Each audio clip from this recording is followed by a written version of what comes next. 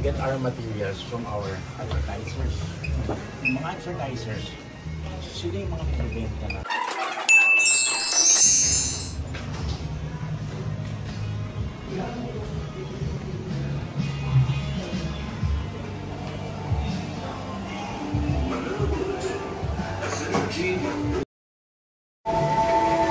Dr. Emilio T. Yap took over the reins of the Bulletin Publishing Corporation as chairman of the board in 1984.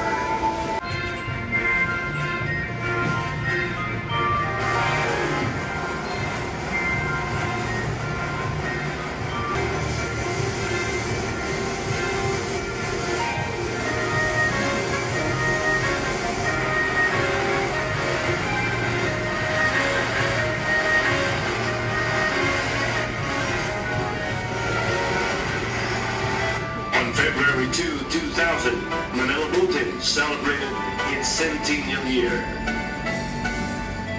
Animal Scene, the first and only magazine in the country dedicated to animal lovers, first published in March 2001. In 2005, the Manila Bulletin acquired the iconic vernacular magazines Liwayway, Panahon, Hiligay Noon, and Bisaya, and the Tagalog tabloid Balita. Parang gaya ng principle, yun, parang search screen na may mga tingga, kaya gano'n yung ipe-press. Tapos para magbakat sa parang t-shirt or newsprint paper. Isang copy o mahirap talaga nung araw. So ang hirap dati, hindi mo nga alam kung nabuo o hindi. Typewriter, tatype namin. Wala pa naman mga email noon. Paano mo papadala yung picture mo? Unlike ngayon, laptop, digital, send. Hindi, ngayon, you have to travel. Pagka nasa province kami, for example, yung palarong pambansa, 1996, na-assign ako sa probinsya eh. So yung film, papadala namin sa bus. With a caption.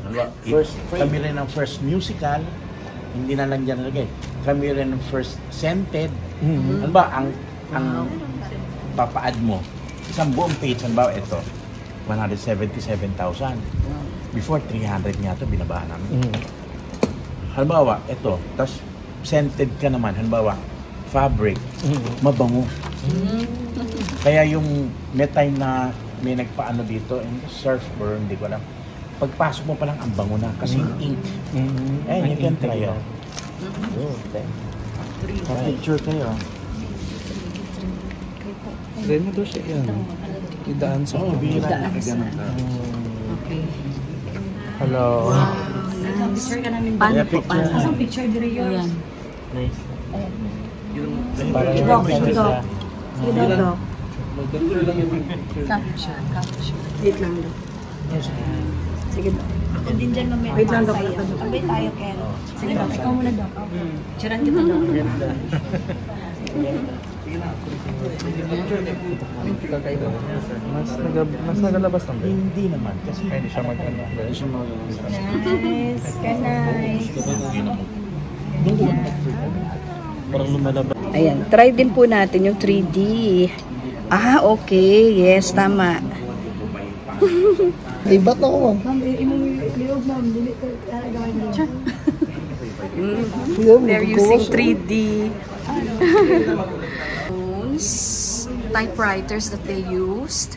The typewriters and the telephones that they used during the old times of Manila Bulletin.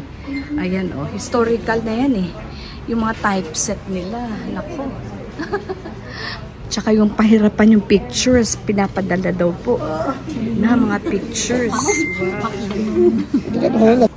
Pasok na kami. Hindi. Ayan, wow. Ang ganda. They're at work. Kwento niya na lang sa iba.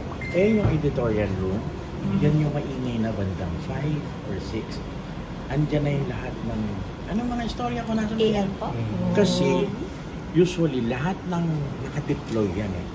Ba ako, example, Isang photojournalist at isang reporter, magkakartner yan. Iba-iba. Ang broadsheet. Broadsheet and tabloid, magkaiba. Yeah. When you say tabloid, more on photos. Yeah. Unlike sa broadsheet, more in stories. Pag na-accommodate na, okay na, nakapili na kami, dadalhin sa proofreaders. Aside from the AI, iba pa rin yung tao.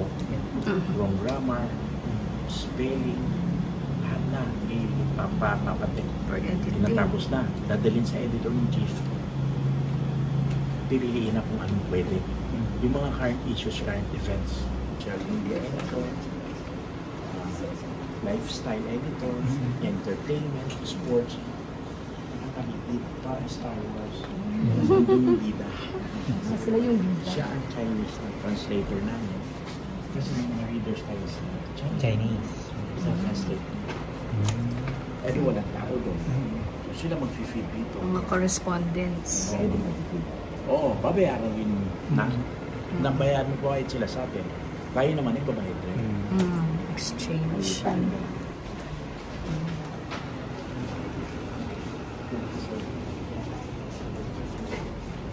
Hindi. Camera na naka-film pa. Ayun ang mga cellphone. Tapos yung beeper, 150, siguro nakapunta yun. Ang dami. Makay 40, ano? 27. Ayan, nagamit nila dati. Wow! May beeper. Mga camera. Ay, galing. For employees lang. Opo. Galing. Very innovative. Ganda. Ayun lahat to, picture na tayong lahat dito. How the mother Yan, kasi yung mga plates hindi pala reusable. Isang gamit lang. Okay.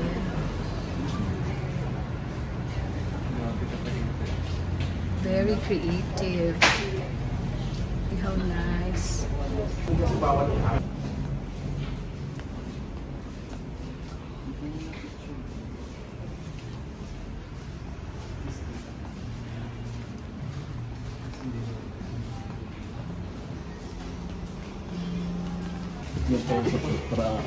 Ano na? Tara, sige. No?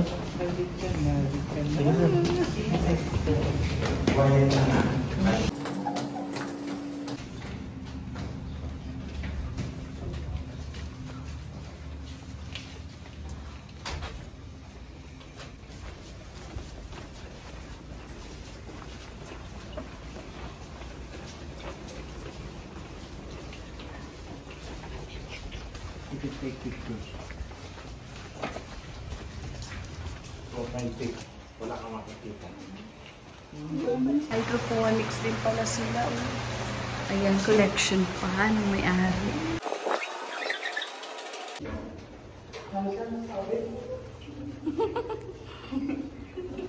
Dalawa yan. Pinakita niyo umaandar, di ba? Usually yung mga 6 aandar na. Yung mga nakuha na namin ng mga balita from morning hanggang hapon.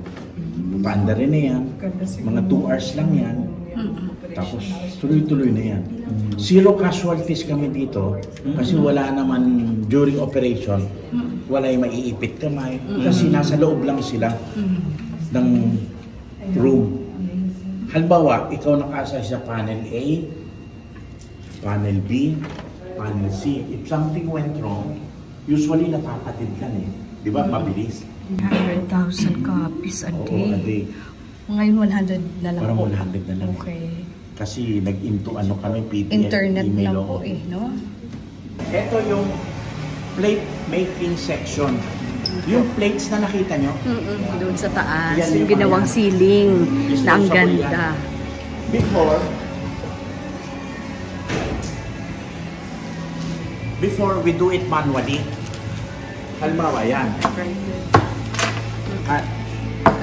cut, may isang white paper. Dikit. Dikit.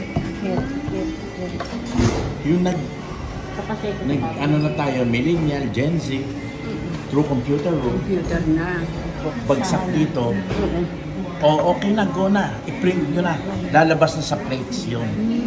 Tapos yun ay itutugma sa mga roller. Yun ang iniikot. Pero dati ang hirap. Isa-isa. Isa-isa. Ngayon, pinagalit na nila.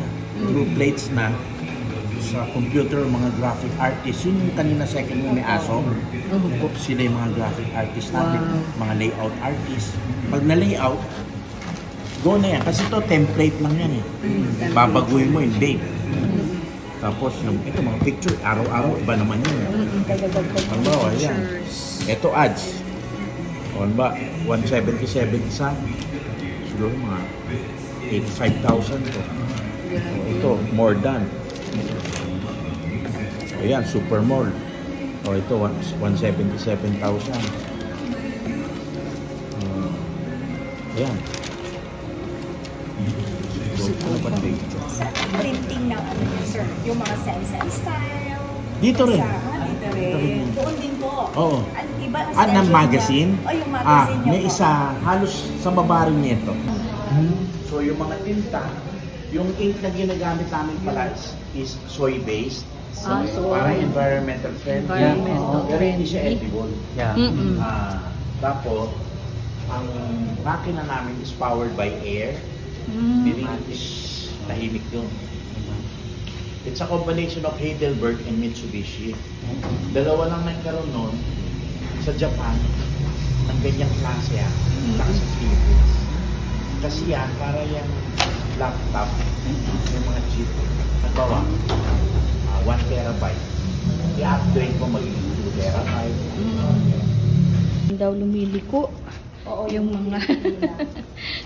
Grabe, no? Oh, ito na, palabas na. By sea.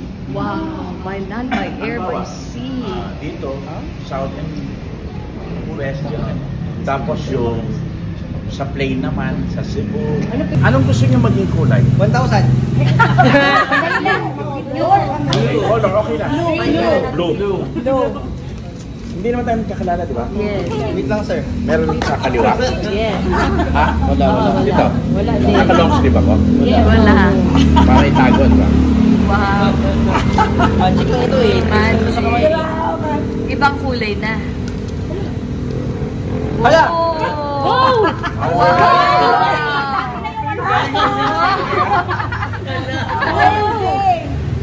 Ang 20 niya nasa bulsa na po.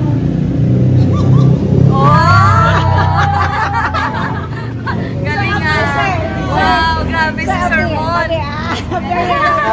Kaya, We would like to offer this certificate of appearance to Manila Bulletin Publishing Corporation and give full recognition of your appreciation pala, of your generous support and provision of an exceptional opportunity for learning during the industry visit of the graduate school from Notre Dame of the Jangas University of Mexico in Intramuros, Manila, Philippines. So, signed, Ma'am Vanessa B. Jimenez and Sir Gaudi C. Wow. Together, may ibibigay po kami na pakunting Wow. Token of product appreciation. from Region 12. Region 12. Hope you Wow. will enjoy, sir. Yay. Nakasali ako sa Notre Dame sa Dajangas. Ay, it's a rare opportunity. I really value and I appreciate this opportunity po. Wow, ang galing. Nakasali tayo dyan. Maraming salamat.